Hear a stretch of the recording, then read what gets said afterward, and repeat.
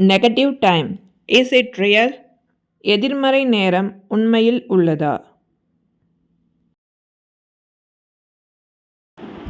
Hi, this is Ome. நம்ம இன்றைக்கி பார்க்க போகிற டாபிக் என்னென்னு பார்த்தீங்கன்னா, எதிர்மறை நேரம். அதாவது இந்த எதிர்மறை நேரம் அப்படிங்கிறது எதுலேருந்து கணக்கிடப்படுது அப்படிங்கிறதும், எதிர்மறை நேரம் அப்படிங்கிறது ஒன்று இருக்கா என்பதை பற்றி தான் நம்ம இன்றைக்கி பார்க்க போகிறோம். அதாவது ஒளியை பாய்ச்சும் பட்சத்தில் இப்போ ஒளிக்கற்றை நம்ம செலுத்துகிறோம். அப்புறம் செலுத்தக்கூடிய இடத்துல இருக்கக்கூடிய அணுக்கள், அந்த அணுக்கள் வழியாக ஊடுருவக்கூடிய அந்த ஒளித்துகளில் ஃபோட்டான், அந்த ஃபோட்டான் என்ன ஆகும் அப்படின்னு பார்த்தீங்கன்னா, அந்த அணுவில் உறிஞ்சப்பட்டு அந்த ஃபோட்டான் அந்த அணுவில் இருக்கும். அப்போ இருக்கக்கூடிய அந்த டைம் பீரியடில் என்ன ஆகும் அப்படின்னா, இது அந்த ஒளி துகள்கிட்ட இருந்து அந்த அணு என்ன செய்யும்னா ஆற்றலை சேகரிக்கும். அப்படி ஆற்றலை சேகரிக்கும் பட்சத்தில் அது கிளர்ச்சி நிலையை அடையும். அதாவது எக்ஸைட்டட் ஸ்டேட்டை அடையும்.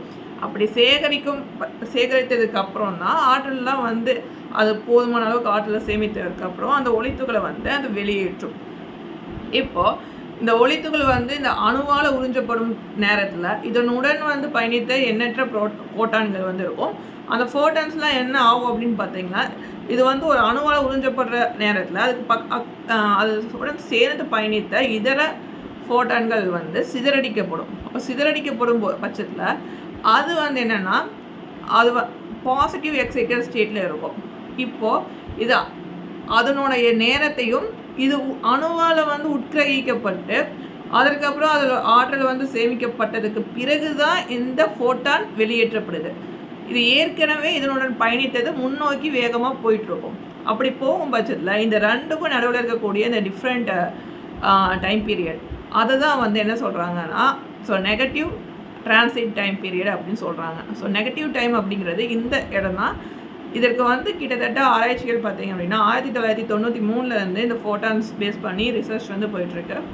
இன்னுமே ஆராய்ச்சிகள் அது தொடர்பாக நடந்துகிட்டே இருக்குது. ஆனால் நெகட்டிவ் டைம் அப்படிங்கிறத கண்டுபிடிக்கிறதுக்காக ஆரம்ப காலத்தில் என்ன செஞ்சுருக்காங்க அப்படின்னா, ஒரு டிடெக்டர் யூஸ் பண்ணியிருக்காங்க. அந்த டிடெக்டர் என்ன செய்யும் அப்படின்னா, இந்த சிதறடிக்கக்கூடிய அந்த ஃபோட்டான்ஸை தான் வச்சு ஆராய்ச்சிகள் நடத்தப்பட்டிருக்கு. அந்த ஃபோட்டான் அந்த டிடெக்டரை ரீச் ஆகக்கூடிய அந்த டைம் பீரியடை வச்சு தான் மெஷர் பண்ணியிருக்காங்க.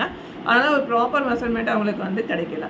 இப்போது இருக்கக்கூடிய இந்த ஆராய்ச்சி, இது தொடர்பான ஆராய்ச்சி எங்கே நடத்தப்பட்டிருக்கு அப்படின்னு பார்த்தீங்கன்னா, ஆஸ்திரேலியாவில் கிரிஃபித் யூனிவர்சிட்டியில் ஆராய்ச்சி நடந்திருக்கு. குறிப்பாக இது தியரிட்டிக்கல் குவாண்டம் ஃபிசிக்ஸ் அந்த துறையில் தான் இந்த ஆராய்ச்சி நடத்தப்பட்டிருக்கு. இந்த ஆராய்ச்சிக்கான குழுவின் உறுப்பினர் பார்த்தீங்க அப்படின்னா ஹாவர்ட் வைஸ்மேன். அவர் தான் இதற்கான ஸ்டேட்மெண்ட் சயின்ஸ் இதெல்லாம் வெளியிட்டிருக்காங்க.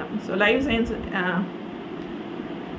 ஆர்டிகல்ஸில் இவங்க இந்த தொடர்பான ஆராய்ச்சியை தொடர்பான விஷயங்களை மென்ஷன் பண்ணியிருக்காங்க.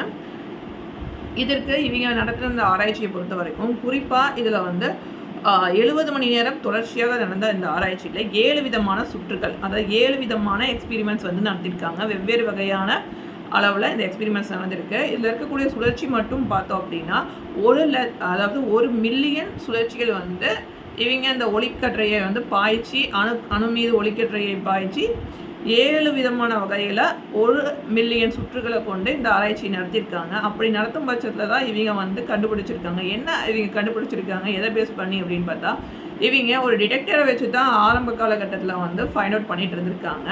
அதாவது லைட் சோர்ஸ் எப்போ அந்த டிடெக்டரை ரீச் ஆகுது அதை வச்சு மெஷர் பண்ணியிருக்காங்க. ப்ராப்பர் மெஷர்மெண்ட் கிடைக்கலைங்கிறதுனால இவங்க என்ன எடுத்திருக்காங்க அப்படின்னு பார்த்தீங்கன்னா, அந்த அணுவால் உறிஞ்சப்பட்ட ஃபோட்டான், இந்த ஃபோட்டான் வெளியேறக்கூடிய நேரம், அதற்கு இடையில் இந்த அணு கிளர்ச்சி அடையக்கூடிய நேரம் எப்படி இருக்கும்னா, அது ஃபோட்டான் உள்ளே இருக்க வரைக்கும் அந்த அணு கிளர்ச்சி நிலையில் இருக்கும். அது எக்ஸைட்டட் ஸ்டேட்டில் இருக்கும். அப்போ ஆற்றல் அது அதிகபட்சமாக அதில் சேமித்து கொண்டு இருக்கும்.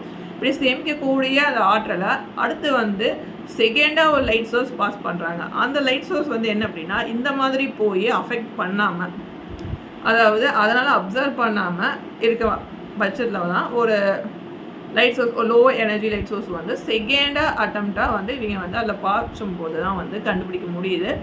இதுக்கான எனர்ஜி ஸ்டேட் என்ன மாதிரி அப்படின்னு பார்த்தோன்னா, ஒரு நெகட்டிவ் டைம் பீரியடில் இருக்குது. இப்போது முன்னோக்கி போகக்கூடிய அந்த இதர ஃபோட்டான்களை இந்த ஃபோட்டான்கள் கிளர்ச்சி அடைந்து வெளியேறக்கூடிய அணுவிலேருந்து வெளியேறி அந்த ஃபோட்டான்களோட இது வந்து திரும்ப அந்த ஒளிக்கற்றையோட இணைந்து போகக்கூடிய தூரம். ஸோ இதுதான் வந்து இதற்கு இடையில் இருக்கக்கூடிய அந்த மெஷர்மெண்ட் டைம் பீரியட். ஸோ இதை பேஸ் பண்ணி தான், ஆனால் இதற்கான ஆராய்ச்சி மட்டும்தான் வந்து இது வரைக்கும் செஞ்சுருக்காங்க.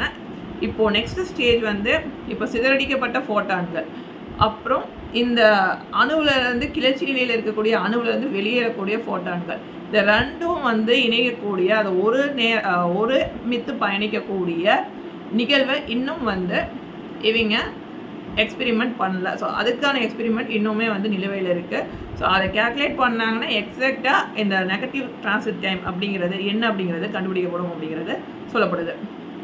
இன்றைக்கி நம்ம நெகட்டிவ் டைம் அப்படின்னா என்ன நம்ம தெரிஞ்சுக்கிட்டோம். ஸோ இந்த நெகட்டிவ் டைம் வந்து எதை பேஸ் பண்ணி இயங்குது அப்படின்னு பார்த்தீங்கன்னா, இது வந்து க்ளவுட் ஆட்டம்ஸ், அணுவின் மேகம் அப்படின்னு சொல்லக்கூடிய அந்த இடத்துல தான் வந்து ஒளியை பாய்ச்சி இவங்க வந்து எக்ஸ்பெரிமெண்ட் பண்ணியிருக்காங்க.